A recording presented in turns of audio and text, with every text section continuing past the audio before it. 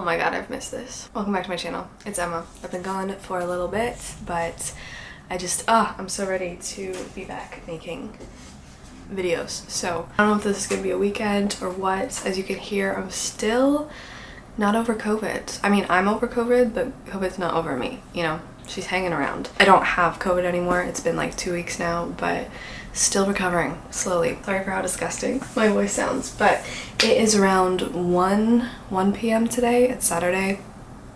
I don't usually vlog into the weekend, but I just missed you guys. So yeah, so freaking nice. So many of you send me messages on Instagram, and I appreciate you so much, and I hope you're doing well. Quite a bit to talk about. Today is the what is today? Oh my god, today's the 17th of December. I had to pack a bag for my parents because I'm going back to parents for Christmas, and I don't actually know what day I'm leaving yet. I need to have that figured out. As you can see, I didn't even say, but I've completely rearranged the apartment once again because I'm a menace. My desk is in here now too, which I'm just very happy about. So this room, which was the bedroom, has now become pretty much my office, which is amazing, and I will show you.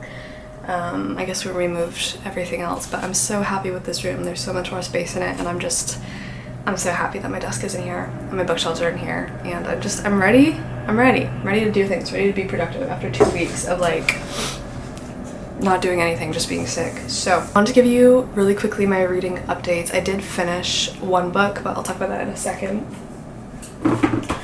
Charles Dickens. We haven't talked about Charles Dickens in so long, but wow, this book still has me. Like, I'm still invested. I'm still there. I'm still like sad when things are happening. I'm still feeling so much. I am 620 pages into Dombey and Son, and I'm still loving it. Like, I'm so happy finally that I found another Dickens book that I like, because his early work was really just not gelling with me, but this is so good. I know more of what it's about. Hey!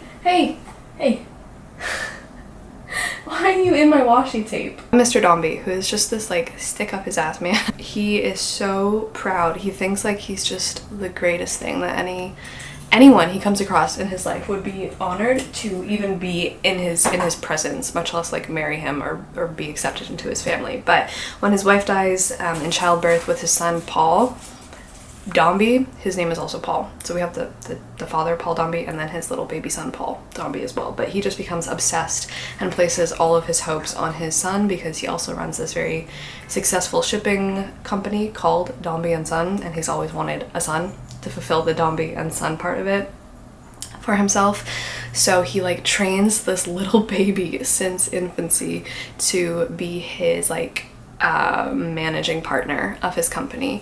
Unfortunately, things don't pan out that way. There's a lot of tragedy in this book, but we also have the daughter of Mr. Dombey, who is just ignored. He pretty much acts like she doesn't exist. Her name is Florence, and Florence just wants some freaking love. She just wants her dad to love her, and it's so sad. She like never gives up on him. She's like, one day he's gonna admit that I exist, and I'm gonna be here for him. I'm gonna be the silent figure that is gonna keep watch over him and like wait for the day when he's gonna welcome me into his heart. Has it happened yet?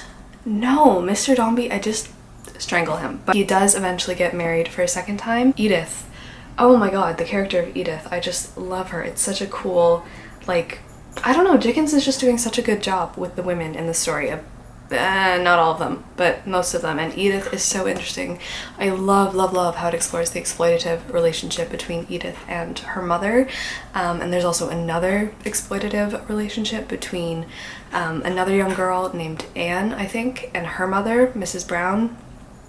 And then we have like the parallels of these two mother and daughter relationships, which are just so toxic, and I'm just like so into it. It's such a good exploration. I feel for them so much, and Edith is just, she's my favorite character. I love her. It's definitely a lot of like the Estella, Mrs. Havisham dynamic early on, definitely, but also different, because pretty much Edith has been trained since birth to seduce men and just like get them to propose to her because her mother, they're not like super well off, and her mother has just trained her to make men fall in love with her so that she can marry them, get their money, get some of their inheritance, and have a better life regardless of her feelings, regardless of who she is. And so she's just been this tool that's been trained to perform for men. And I just think Dickens really, I think he's doing a great job, and I'm super impressed, and I'm loving this so much. Paul becomes like obsessed with water and hearing water. The theme of water is just such,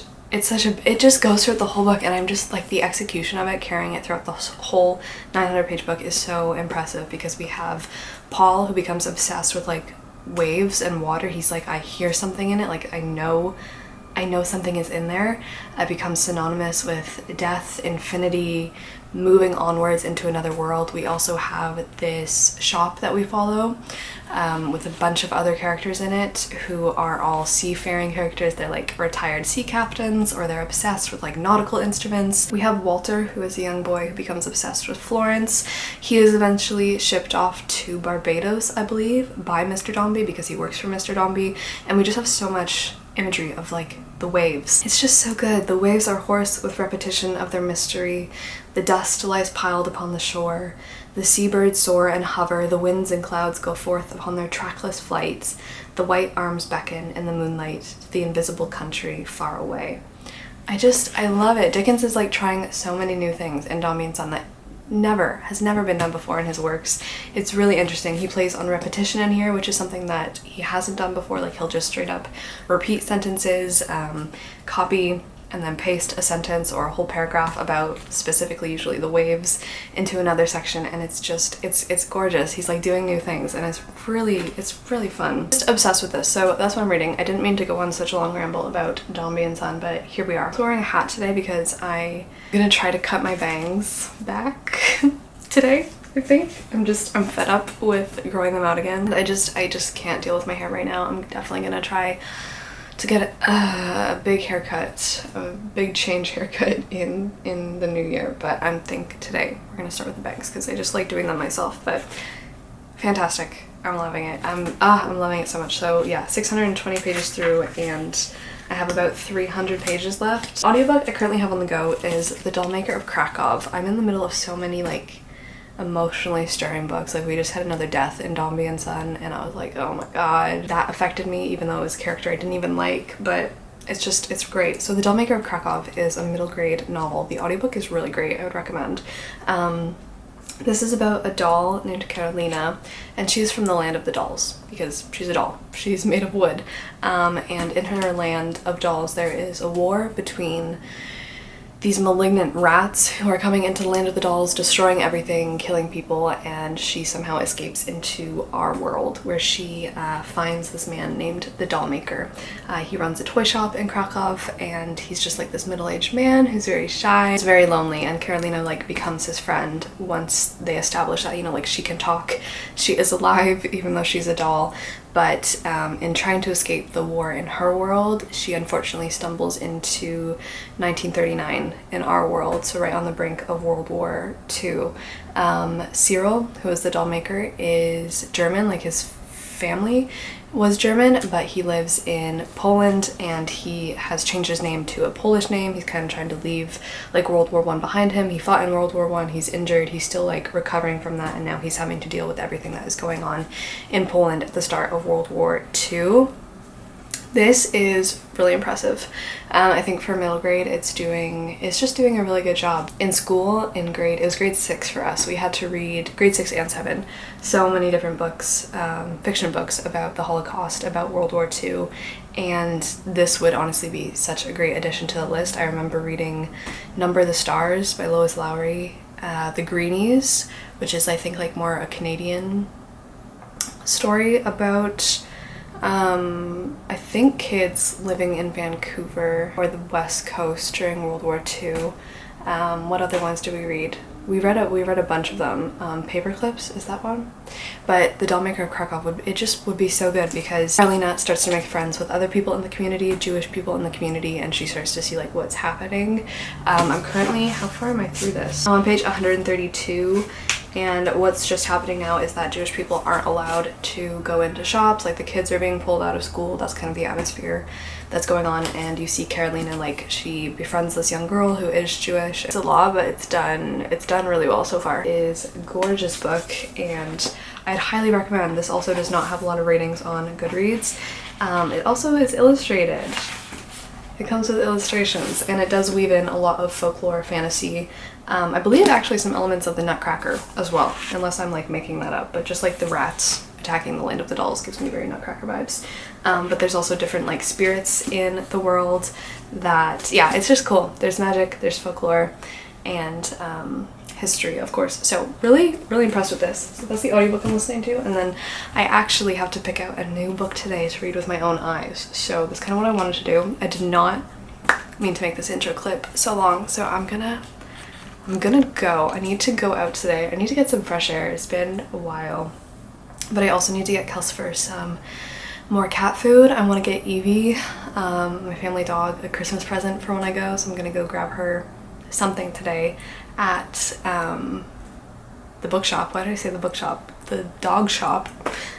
And I'm gonna finish my latte. I haven't really had Starbucks like Christmas drinks until this year. I'd only previously tried one, and that was like 5 years ago, but the chestnut praline latte, it's bad. It's bad how much I like it, and I've gotten a bunch so far this holiday season, and this is another chestnut praline latte with oat milk and no whipped cream, and it's really good. And my taste buds are slowly coming back, and I'm finding that like sugar is one of the things that I can taste the most, and some foods I still can't taste at all, but this I can taste, and oh my god.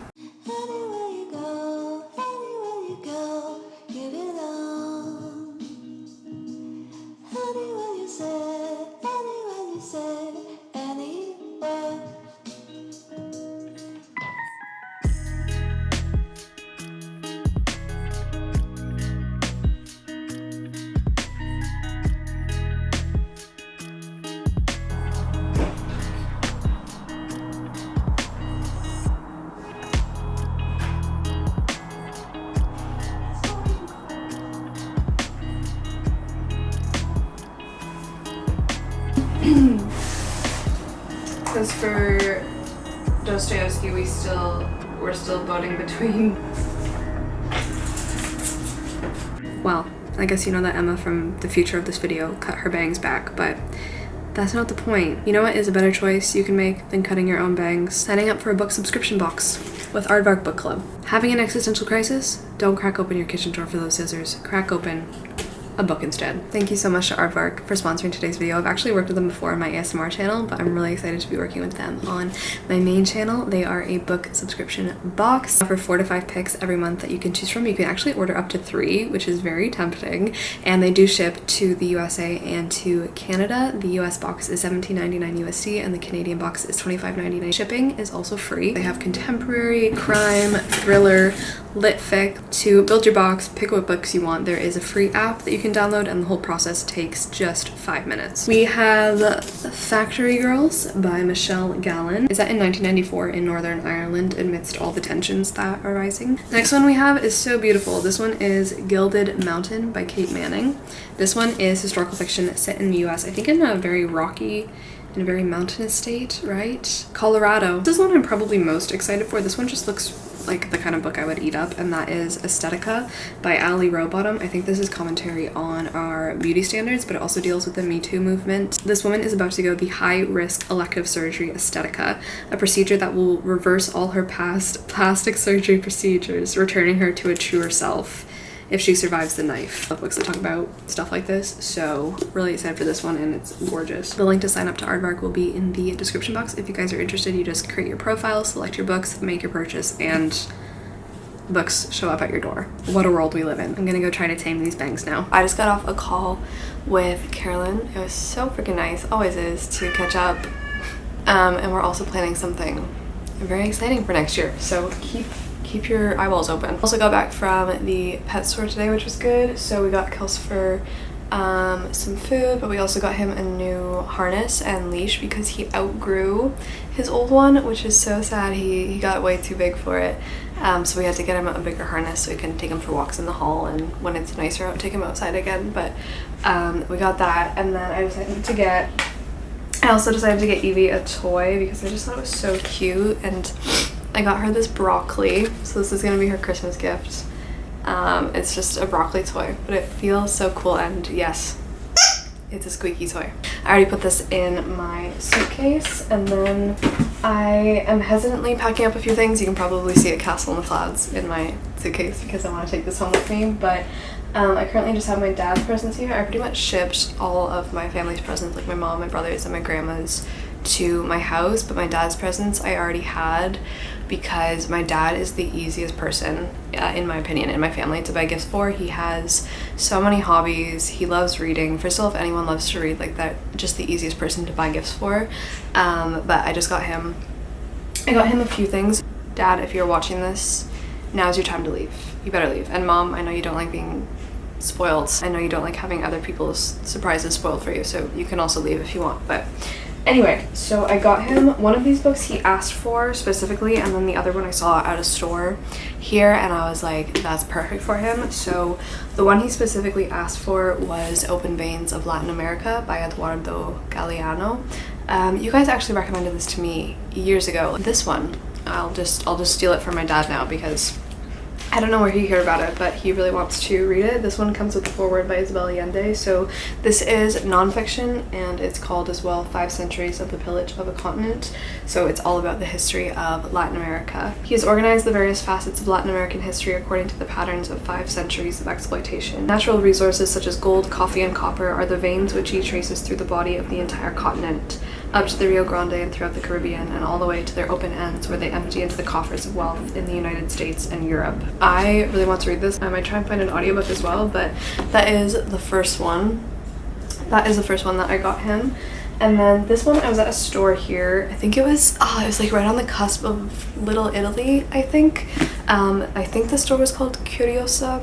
It was so cool. It was like, oh my god, they just had so many cool things. It was kind of like witchy vibes, and they had a lot of Tolkien stuff, a lot of fantasy stuff, a lot of Harry Potter stuff. It was so cool. So I decided to get him The Ring Legends of Tolkien by David Day. David Day is putting out so many books about Lord of the Rings, and they're in these gorgeous editions. Like, they're so pretty, and they come with so many illustrations. My dad is obsessed with Lord of the Rings. It's his favorite thing ever. It's his favorite book. He reads the series like obsessively at least once a year, I think. But yeah, so this is all about the inspiration that Tolkien took from different like ring legends, ring myths from around the world. It's split into different cultures that he was fascinated with. So we have like Arthurian legends, we have German romance, so it's just split into like where he got his inspiration from and what stuff in Lord of the Rings and beyond like relates to different myths in our own world. Because of course, like, the ring isn't just a symbol in Lord of the Rings. The symbol of the ring appears in so many other places. It's an investigation into the influence of the ring symbol on Tolkien's epic fantasy world, exploring the origins of the One Ring. Yeah, so I think he's gonna probably love this because he eats up everything to do with Tolkien. And then the last gift I got from him, I actually got this in Iceland, and I was supposed to give it to him for his birthday, but I haven't been home in so long that I have not seen my parents for either of their birthdays, or my brother, or my grandma. And I still have it, but it's just like, it's this little liqueur. It's called Bjork, from Icelandic birch. I got this at the Blue Lagoon, like, gift shop eating area in Iceland. So I don't know if he's gonna like this, but there's also like a piece of birch or something in there, like a stick. So anyway, those are my dad's Christmas presents, and right now my suitcase just has like books, just books as usual. But right now I just ordered A&W for dinner, and it was really good. I really like the vegan burgers from A&W, I'm not gonna lie. Like, I really do. One of my favorites. Right now I think my partner and I are gonna play Overcooked a little bit. I am so not good at Overcooked. The game, I'm so bad, but that's what makes it so fun. So we're gonna play a little bit of that, and then I'm gonna get down to reading because I still haven't read today. With everything going on, I just haven't had time to read. So That's the plan. Okay, so it's 9 p.m. Still haven't read anything yet physically, although I have been listening a little bit more to the Dollmaker of Krakow, but this is the book that I finished. Oi. So I finished Midnight in Everwood by M.A. Kuzniar. This was a disappointment. This was sad. This was a disappointment. Pretty much just everything I was saying about it in last week's vlog remained the same. The overwriting just never stopped. It was just, this book was too much. Like, it was trying to be decadent and like fanciful, romantic, stuffed full of so many descriptions that it backfired. And ultimately the story just was so weird because for the first little bit, you follow Marietta in her world in 1902 and you're kind of getting established there. As soon as you have her world set up, she gets kind of taken away, transported into Everwood, which is a whole different universe. And then for the whole rest of the book, you're there. So it was just like kind of weird. I really wanted more of a balance between the two worlds. I don't think this was a very good retelling of the Nutcracker because a lot of the elements just weren't there. There's also a romance in this book that was just really, I don't know, just really lazily done between Marietta and someone, and it was just really awkward. I found myself like cringing at their encounters and I just was so not into this book. So anyway, when she gets into Everwood, she kind of finds that she can't leave. I just did not like Marietta. She's just so flat as a little pancake and not enjoy. So I gave it a generous 3 stars just because like I love winter, man. That's it. And I like ballet, but yeah, this book was just trying really hard and it just did not do it for me. So I bought this one last year at Chapters, so I'm happy that I've read it because I am trying to get a video ready for the new year, going through every physical book on my TBR. Yeah, and making myself a challenge because this year that was kind of an official thing I was doing, was just trying to read every book I own and not buy too many new books, which I feel like I've made a pretty good dent, but I have a lot of books, so this video is kind of, it's gonna shame me a little bit, but that's okay. Now that I have finished this wintry book, which was on my December TBR, I don't know what to read next because here's the thing. I have really been getting into my Kindle again.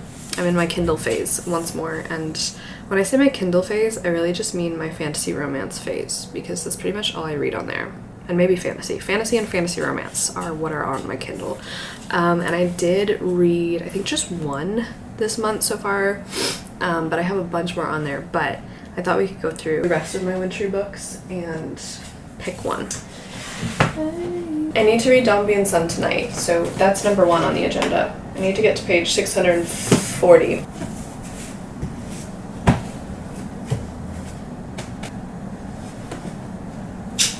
Okay, so these are the two that I'm kind of leaning between. We have Green Glass House by Kate Milford, which I've had for a couple of years. This is a middle grade about a hotel.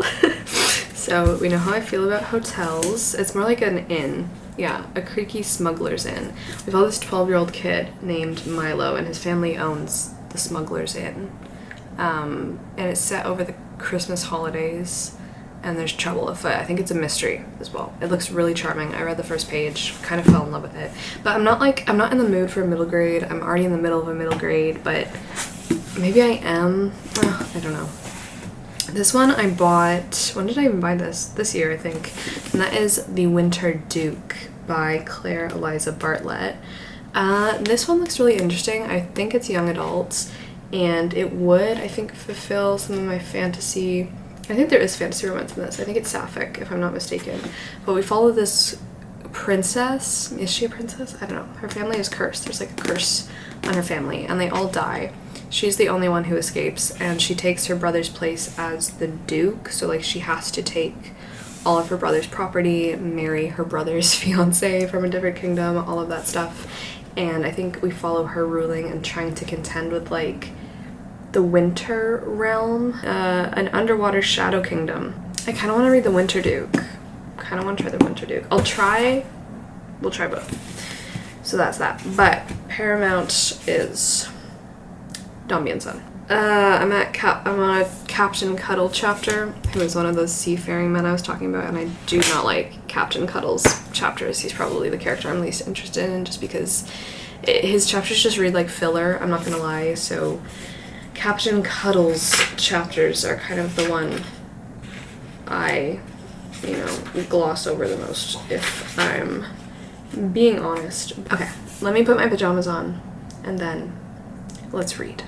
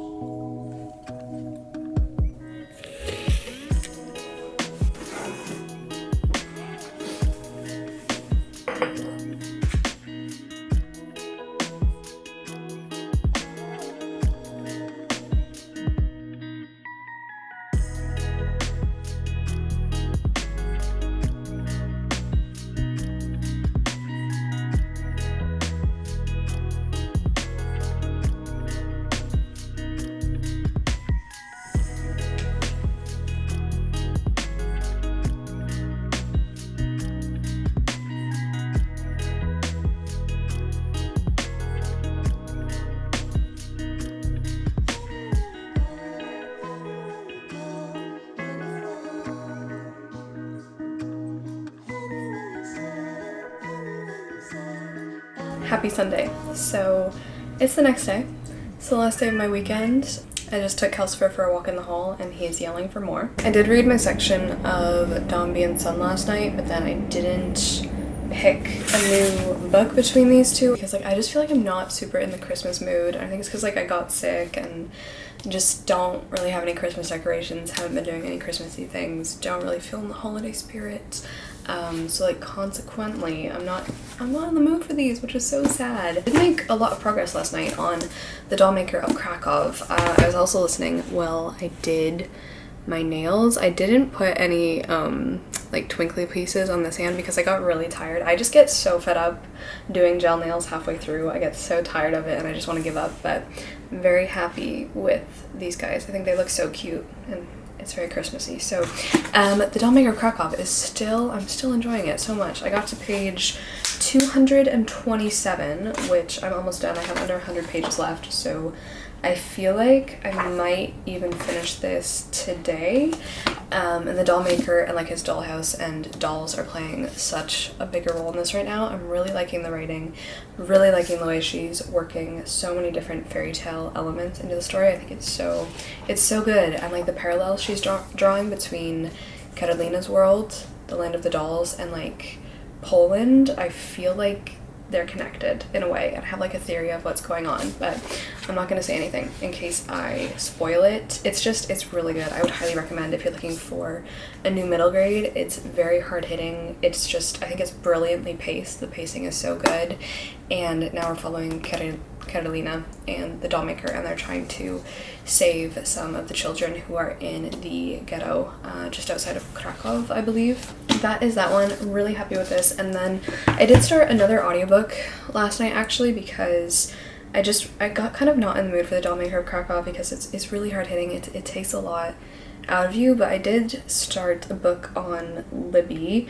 This one comes as a recommendation from one of my friends. I think she read it a long time ago, and she said I should read it, and that is Iron Widow. It is young adults. I'm only 4% through, but I'm kind of interested. I don't know if it's going to be a hit or a miss. This one is set in futuristic China, and it says Pacific Rim meets The Handmaid's Tale. So far it's discussing some really interesting themes because it's about young people who pilot these huge machines that are meant to fight these aliens, I think, that lurk beyond the Great Wall of China.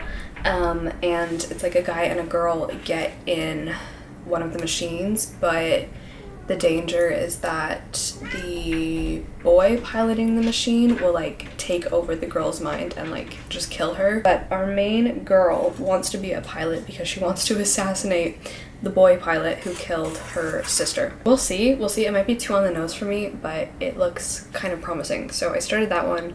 Not sure if I'm gonna get through it or not, but it's kind of, I don't know, my audiobook situation is fun, but I don't know. I might even try to find an audiobook for the Winter Duke, but that is my update for right now. So I think I'm gonna go, what am I gonna do today? I have some videos I want to work on, and my partner and I also started replaying It Takes Two, the video game, because it's just so good, and we played it together a year ago now, and I've been wanting to play it, like replay it, because we were just so obsessed with it. It was so much fun, so I'd highly recommend that game if you haven't played it. It Takes Two. It's about this couple who are gonna get a divorce, and their daughter has like these little dolls that she's made of her parents, and she's like playing with her dolls because she's imagining a better world where her parents are still friends, but then her parents actually get turned into the dolls, and you're trying to like fight your way back to become human again. It's so fun. It's just really fun, and yeah. Anyway, so I might play that today, listen and hopefully finish the Dollmaker of Krakow, and hopefully pick a new book, because yeah, I'm not in a reading slump, but when I'm listening to like such a good book, I don't feel the need to like pick up another one physically, if that makes sense.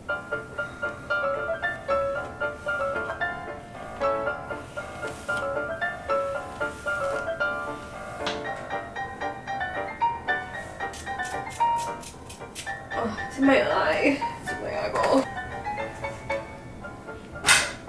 Back. It's always at ungodly times. It's always at 10 p.m. Oh, it's my mouth. It's like at 10 p.m. I hear them calling to me. Just go to the hair salon. What has my bang journey been like? I got them right the summer before the start of my 3rd year of university. And like I got them, you know, done at the salon the first time. I kind of just stopped going, and I started cutting them myself. Sometimes I love them, most of the time I hate. They're the bane of my existence, but the object of all my desires. And then I met girls at university who were like, you should just cut them yourself, it's not that hard. They're liars. It is hard. It is that hard. Perfect. Okay, you know what? That's bad. It's bad. I'm also about to have a shower, so it's gonna fix everything. Father, I have sinned. Harry, no way. You heard what McGonagall said. Besides, you don't even know how to fly.